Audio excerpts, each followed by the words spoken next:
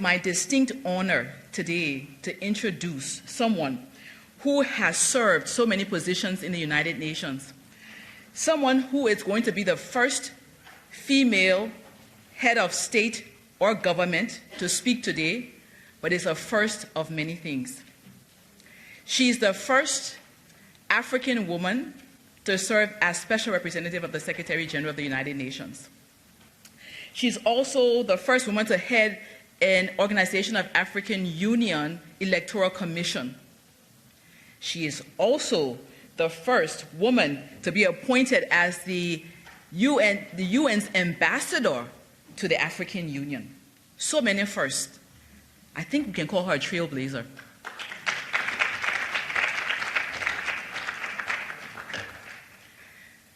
Dear delegates, guests, and all the participants here today, it is my humble and distinct privilege and honor to be the one to introduce the President of Ethiopia, Sahle Work Zewde.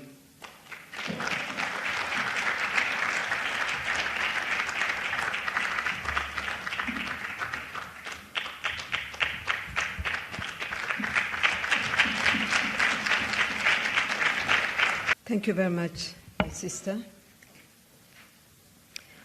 I will say a few words in French before moving to English. Présidente du Sénat belge, Madame la fondatrice et présidente de WPL, Madame la présidente du conseil d'administration de WPL, chères femmes leaders, Mesdames et Messieurs.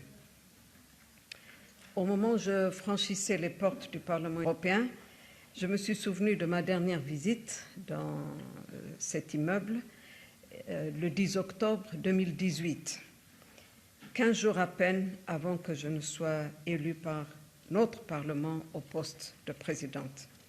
J'ignorais à ce moment-là que ma vie allait prendre un virage à 180 degrés.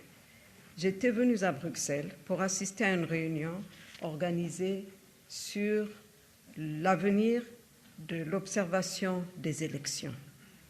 J'étais alors représentant spécial du secrétaire général auprès de l'Union africaine. Déjà, ce sujet, qui peut être à l'origine de plusieurs conflits, était à l'ordre du jour dans cet endroit, dans cet immeuble. Le thème qui nous rassemble aujourd'hui, en raison de son impact sur la paix et la sécurité, a un lien avec ce qui s'est passé donc il y a bientôt 5 ans. Ladies and gentlemen, it gives me a great pleasure to be here with you today to attend this summit with a very pertinent theme, representation matters. I appreciate the true value of the opportunity provided to me to give a keynote address. I couldn't but accept. You've heard about my CV, about what I have been doing, mostly on peace and security, and rising to the position of president, but then overseeing a big break in terms of peace and security in my own country. So I couldn't but accept to be with you today to share some of my views and listen definitely to yours, because after quite a long career that I had, exposed to many conflict situations, mainly in Africa, first as a diplomat, but mostly as a senior official of the United Nations, where I led missions in conflict-affected areas, served as mediator, and dealt with complicated elections in some countries. So therefore, I see it rather as an obligation to be here, because it comes definitely with the territory. I've always given high priority to the issue of women, peace and security, an issue which has never been close to me than during the past years. I'm well placed to talk about it after the devastating war we went through. Now we are at the stage of implementing the peace accord that was signed last November. I would like to thank WPL for having put the issue of women, peace and security at the heart at the core of the discussion. Nowadays, we see that there is no serious disagreement on the challenges as well as opportunities, since we know quite well where peace and security challenges to women are. We just heard it from other speakers earlier. So the question is, why are we not moving forward in a significant manner, and how to do so? The reality is there is a rollback on the role of women in peace and security. The statistics from the United Nations, I was seeing the other day that mediators and signatories to major peace processes are less than 6%, and negotiators are less than 13%. And in most peace processes, there is no woman mediator or signatory. So this is what defines the rollback. The world order is shifting. It must adjust to a more fragmented geopolitical landscape. It needs to respond to the emergence of new potential conflict domains, and it must rise to address myriad of global threats that have locked states into interdependence, whether they desire so or not. This new situation and multilateral relations demand that we look beyond our narrow security interests. The peace that we envisage can only be pursued alongside sustainable development and respect of human rights. At this turning point of the world, there is a need not only of the contribution of women in its transformation, but also strong and committed female leaders in all decision-making bodies. Only by dismantling gendered power inequalities and patriarchal social structures can we build a truly inclusive and sustainable peace. Structural biases, violence, and discrimination hold back half of our societies, making peace to remain elusive. Transformative progress on the WPS agenda requires consideration of the role of men who have traditionally dominated decision-making and addressing intergenerational power dynamics. This is why we also talk about positive masculinity. The collaboration between local, regional, and global networks such as this one is very critical. In conflict settings, women are portrayed as victims, and victims they are. It's also clear that both men and women suffer during conflicts. In fact, most of the combatants being men, they put their life in danger. But experiences are different. Women suffer displacement. As I said earlier, gender-based violence, losing their house, their husband, and most of the time being the only single mother to take care of the family and their children. They seek for years accountability and justice, which are very slow in coming. This is, as I said, what we have been experiencing. But let me tell you here, from my own most recent painful experience, women I met in the IDP camps in my own country had clearly spelled out questions sometimes very hard to answer, but also proposing solutions. I'm talking about displaced women. They can see early signs of conflict. These are not leaders, not holding any political positions, but clearly they are also agents of change, of peaceful solution. In fact, in Ethiopia, women leaders have played a critical role in ascertaining independence and justice throughout our history. That is why we say they have to be at the table. In fact, talking of which, it reminds me of what a young Nigerian told me just last week when I was in Abuja, and I would like to quote her. She said, "They all say that we should have a seat at the table, but this is not coming. So I don't understand. It seems that they don't have a seat for us. So we're ready to have our own seat made by the carpenter next door and come with it. Just let us in. Let us in the room. So I think we cannot continue promising and not delivering. The young generation is pushing. We need to benefit from different points of views and approaches that come from different perspectives, different life experiences. The exercise of power by women, the leadership style, speaks volume to their pragmatic approach. Just to mention two examples. One in Africa, the first female president of Tanzania. As soon as she took power, in the following weeks, she asked all opposition parties and politicians who were outside the country to come. She allowed the political parties to function. She had an inclusive approach of leadership at the expense, at the risk of her own political career. But she said that the space has to be open to any Tanzanian. The other that struck me is in another continent, the former Prime Minister of New Zealand, as you know, who resigned from her position when she felt it was time to leave. It is difficult to even envisage a leader quitting without any attempt to cling to power. We have witnessed an empathetic leadership style as well, for which, as I have seen in the papers, she has been criticized, as if leadership doesn't go with empathy. Representation indeed matters.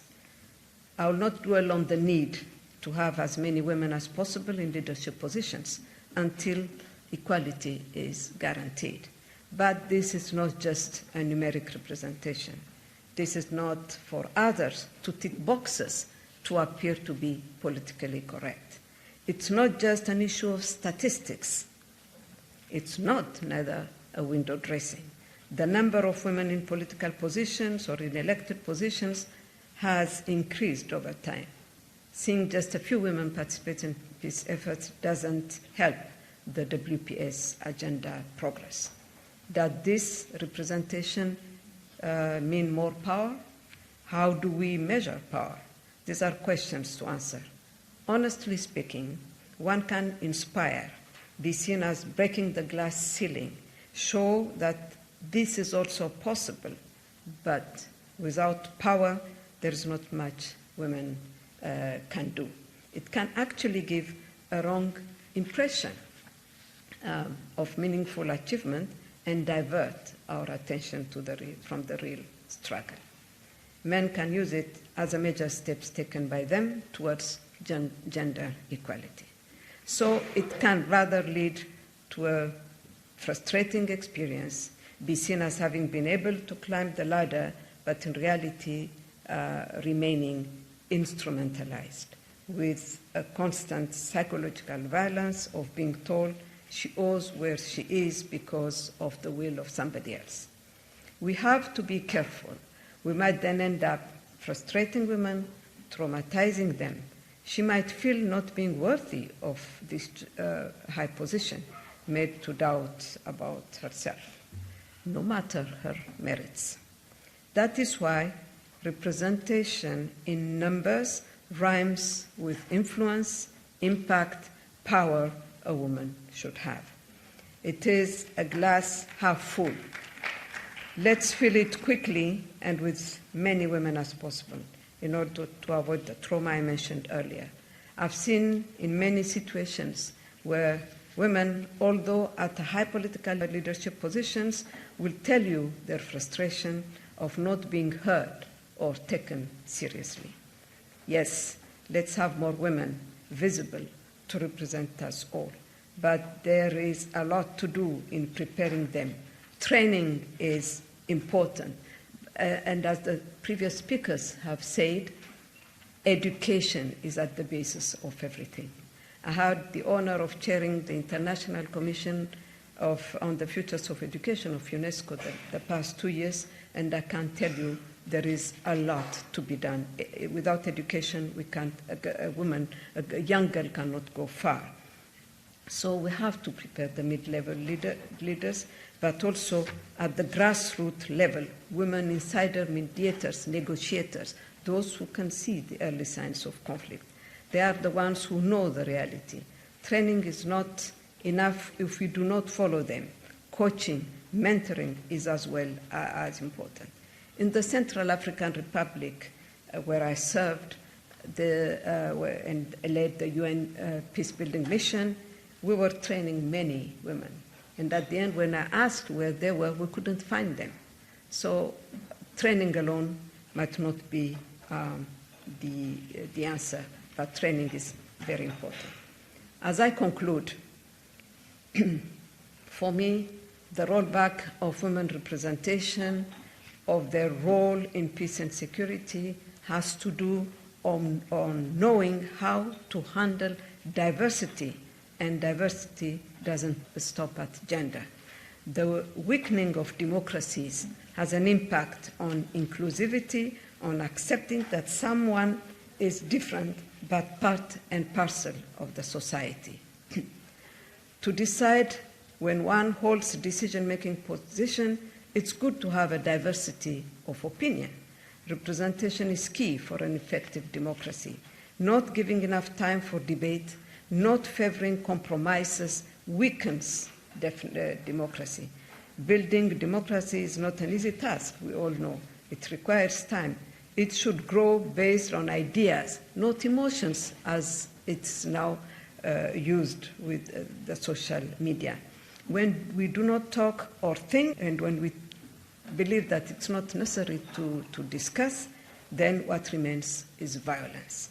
That is why we need more women in politics, in political parties. It is imperative they participate in the political life of their country. They are not a symbolic representation, but a substantive one. Many obstacles are on the way. Violence against women takes different forms. So many other violences, the invisible ones, the psychological violence that demoralizes women from moving forward, derailing them from their important role in forging peace. So we have to really move and make sure that the glass, which is half full, continue to be filled. We have a long way to go. We need to cooperate among us, not compete. Platforms as WPL are important to give confidence to women. I wish you a very fruitful summit. Looking forward to hearing from your very valuable contributions. It's refreshing to see that here in Belgium, the European Parliament, as well as the Senate and the Parliament of Belgium, are led by women. It's, I think, important to note. Let's exchange our experiences. This is very important to learn from one another. That's where we say, I'm not alone in this. Happy 10th anniversary to WPL. Thank you very much, and have a nice day.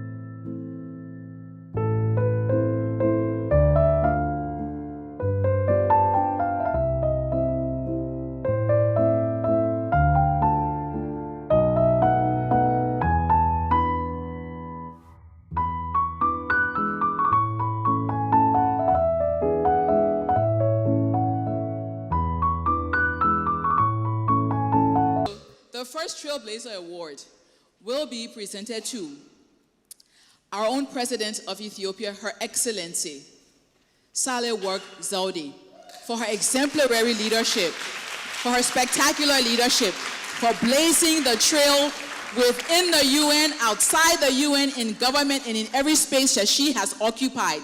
She has occupied her space. Please come forward for your award.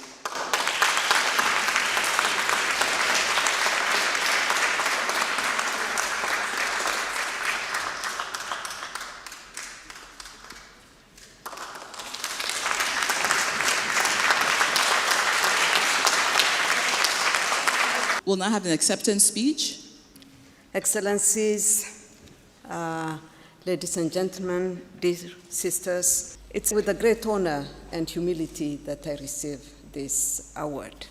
Thank you very much for Women Political Leaders Organization for organizing this kind of award for those who succeed in what they do, because recognizing is key. Otherwise, we remain forgotten. We remain, unknown for many. So, as the Prime Minister of Finland just said, we need role models. We need those who trail, who open the path for others, and that's very important. And this is done by recognizing some of us. But trailblazers are not only those who did something as the first woman to do it, but it's also those who paved the way for others, those who fight for the door which has been opened, the door of opportunity for them remains open for others, that they are not just content with the position that they have and remain sometimes the tree hiding the huge forest behind them, because these are women behind them that we need to push forward. I decided to come here to receive this award because, first of all, one has to understand well what political means. There is so much confusion about it. But I decided, you know why? Because I would like to dedicate this award to the brave and courageous women in my country. Those courageous and resilient Ethiopian women who have shown it in the past years. Those who are still in the IDP camps. Those now caring for their family as single parent. The injured female combatants that I have visited in a hospital a few months ago, who told me the only dream that they have is to go back to school, because if you are not educated women, they know they will never succeed. The victims of many forms of violence, the peacemakers, mediators who tried their own way without any training to bring peace, who should definitely be at the table. Those who dedicate, their time to work on women, peace, and security. So I think it's very important that we do that, and I really want to dedicate this award to them. I also think of the brave women that I have met in many parts of Africa where I served as a senior official of the United Nations. Some of them, including my own house help in the Central African Republic, was the best political officer that I had. She would tell me exactly what is happening instead of, some complicated way of presenting situations which will apply to Central Africa as it would apply to Nepal or whatever. So I think of them, those who remained honest in what they do. A girl who have been validated by her father can reach anywhere. I am one of those. My father raised me to take life and responsibilities beyond gender barriers. He always said to me, in tough times, You may bend, but never break, never abandon, never, allow this to happen to you. That has guided me all the way till this time. So I owe him, and of course, my mother, for what I am today. May God help us all in what we do. We have a huge responsibility, but nothing can be more emphasized than networking among ourselves. So I take it from what you just read. This is our place. Lift up, look out, stand up. We're in this together. Thank you very much again.